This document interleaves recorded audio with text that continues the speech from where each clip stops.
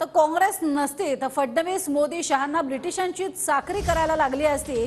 काँग्रेस न होती तो या पुस्तकावरती बोलताना संजय राऊतांनी भाजपवर ही टीका केली आहे। तर काँग्रेस पक्ष नसता तर भारताचं विभाजन झालं नसतं असं फडणवीसांनी म्हटलंय। काँग्रेस पक्ष नसता तर देशात भ्रष्टाचारही झाला नसता असंही फडणवीसांनी म्हटलंय।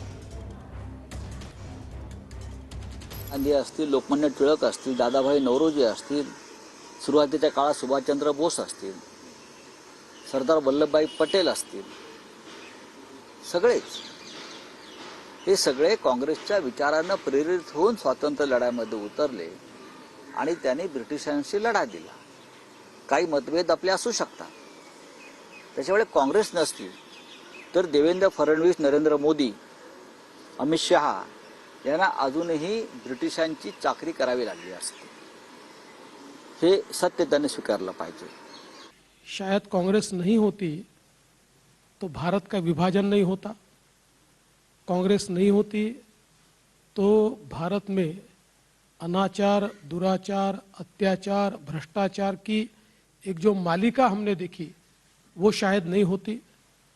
आतंकवाद और बाकी इस प्रकार की सारी जो चीज़ें हमको आज दिखाई पड़ती है वो नहीं होती, और जो विकसित भारत आज प्रधानमंत्री बना रहे हैं शायद अभी तक हम वो बना पाते। यांच्या या स्टेटमेंटला उद्धव ठाकरेंनी सहमती दर्शवली पाहिजे, सहमती दर्शवली पाहिजे। होय, संजय राऊत म्हणतात ते खरं आहे, काँग्रेसमुळे देश वाचलाय, काँग्रेसमुळेच आम्ही आज या थराला आलेलो आहोत। कसल्या गप्पा मारतात हिंदुत्वाच्या यांना आता काँग्रेसचे पाय चाटण्यापेक्षा दुसरा पर्याय नाही।